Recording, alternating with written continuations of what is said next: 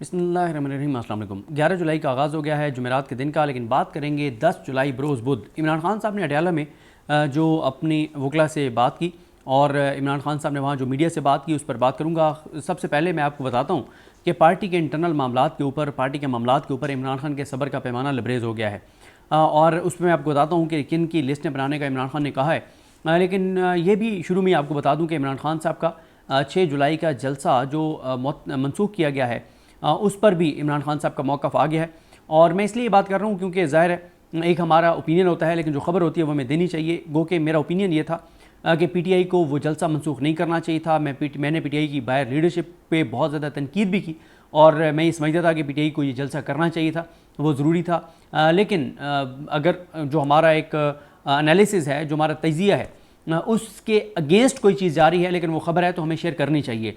तो ख़बर यह है कि इमरान खान साहब ने पार्टी की लीडरशिप के इस फैसले को अप्रिशिएट किया है, सराहा है और इमरान खान ने कहा कि बिल्कुल ठीक किया है कि आपने जलसा कैंसिल किया है, जलसा मनसूख किया है। और इमरान खान साहब ने वही बात की जो हमारे दोस्त मुगीस अली, जो बहुत एक्टिव हैं ट्विटर पे, आप उनको देखते होंगे, जो मुगीस अली ने ट्विटर पे ट्वीट किया था कि अगर पीटीआई वहाँ पर जलसा करती तो वो वहाँ पर बहुत बड़ा एक ज़ालमाना इक़दाम हो सकता था, बहुत ज़्यादा जाने खुदा न खास्ता जा सकती थी और नए मुकदमात मान सकते थे और बहुत चीज़ें की जा सकती थी, बहुत बड़ी पकड़ धकड़ और सारा जुल्म और कुछ अपने इंतज़ामिया के लोगों में छोड़ के और कोई खुदा न खास्ता गाड़ियों को आग लगवाना, ये चीज़ें करवाई जा सकती थी। तो इमरान खान साहब ने इसी बुनियाद पर, जिस तरह का हमारे दोस्त मुगीस अली का उस वक्त मौक़िफ़ था, यही बात की इमरान खान ने कि आपका दुरुस्त फैसला है, अदालत से इजाज़त लें, इंतज़ामिया से इजाज़त लें और अदालत की इजाज़त इंतज़ामिया की हो या ना हो, लेकिन अदालत की इजाज़त के बगैर कोई जलसा ना करें और अपने मामलात अदालतों में लेकर जाएँ और उनको बताएं कि हमारे साथ ये हो रहा है। तो एक तो शुरू में मैंने कहा मैं ये बात आपको बता दूँ।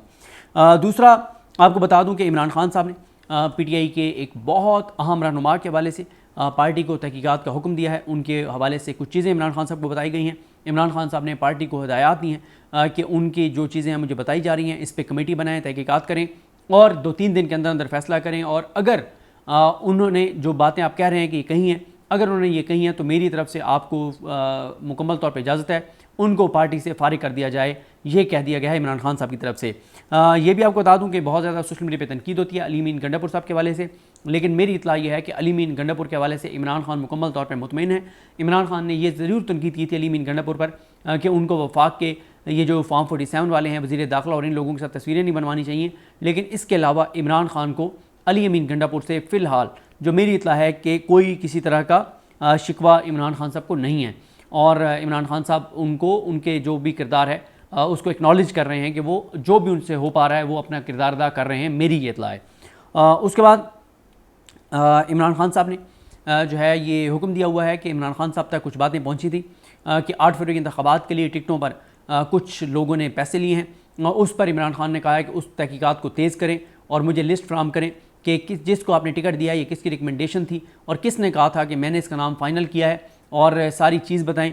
और इमरान खान ने कहा है कि इस के ऊपर भी तेज़ी से तहकीकात मुकम्मल करें कि किस किस रहनुमा ने वाकई पैसे लिए और किस पे ये इल्ज़ामात जो हैं वो गलत हैं। इसके अलावा इमरान खान साहब ने बड़ी अहम चीज़, जिस पर मैं कह रहा था कि पार्टी के अंदरूनी मामला पर उनके सब्र का पैमाना लबरेज हो गया है, इमरान खान साहब को ये बताया गया है कि बावजूद इसके कि आमिर डोगर साहब को कहा जाता है कि इमरान खान के केसेस में MNAs को आप उनकी हाज़िरी को यकीनी बनाएं, लेकिन उसके बावजूद MNAs नहीं आते, जिस पे इमरान खान ने बहुत शदीद बरहमी का इजहार किया है। और इस पर अब मुझे नहीं पता कि इसके ज़िम्मेदार आमिर डोगर साहब हैं। सॉरी अगर मैंने पहले आमिर मुग़ल कह दिया था, तो आमिर मुग़ल साहब को तो 100 में से 100 नंबर हैं, जितनी उनकी गिरफ्तारी हुई हैं और जिस जुर्रत और बहादुरी के साथ और कमिटमेंट के साथ वो खड़े हुए हैं। और कल जिस तरह से परसों उन्होंने गरीदा फारूकी साहिबा को एक्सपोज किया उनके प्रोग्राम में, तो उनको तो दाद बनती है।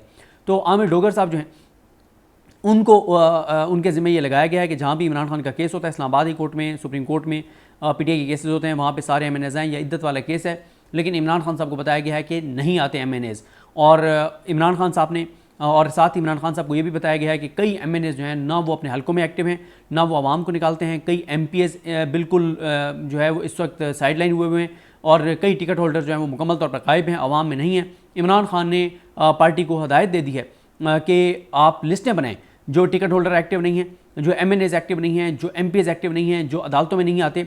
अब देर आए दुरुस्त आए, बहरहाल इमरान खान ने यह फैसला कर लिया कि अब इमरान खान ये नहीं देखेंगे कि इस मौके पे, क्योंकि पहले इमरान खान की हिकमत अमली ये थी कि हम हालत जंग में अगर हमको इस तरह के इकदाम करेंगे तो उससे हमें नुकसान हो सकता है। लेकिन मेरी इतला यह है कि अब इमरान खान जो हैं वो साथ के साथ बंदे फारिग करते चले जाएंगे।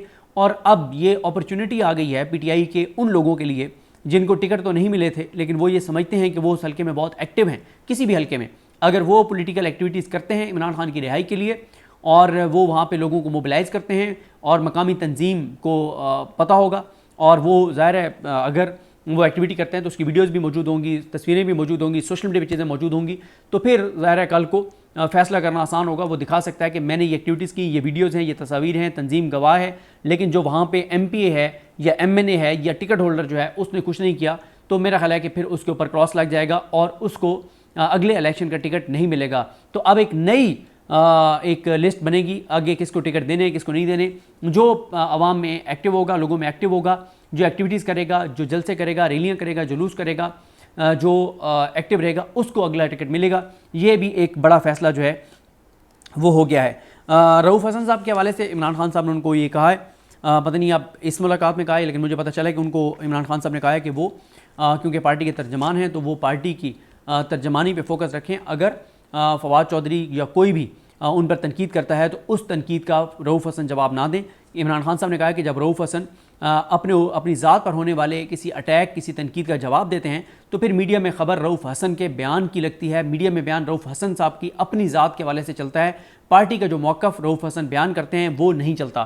तो उन्होंने रऊफ़ हसन साहब को ये कहा है कि वो अपने ऊपर जो भी उन पर तनकीद हो रही है उसको इग्नोर कर दें और अभी उसमें ना पड़ें। पार्टी को इस वक्त जो है वो अंदरूनी इख्तलाफात और लड़ाई झगड़ों और इस तरह की चीज़ों में पढ़ने की ज़रूरत नहीं है। इस वक्त जो फोकस है वो पार्टी के नैरेटिव पे है, इतनी बड़ी पार्टी है, उसका मौक़िफ़ है, तो अभी उस पर वो फोकस करें।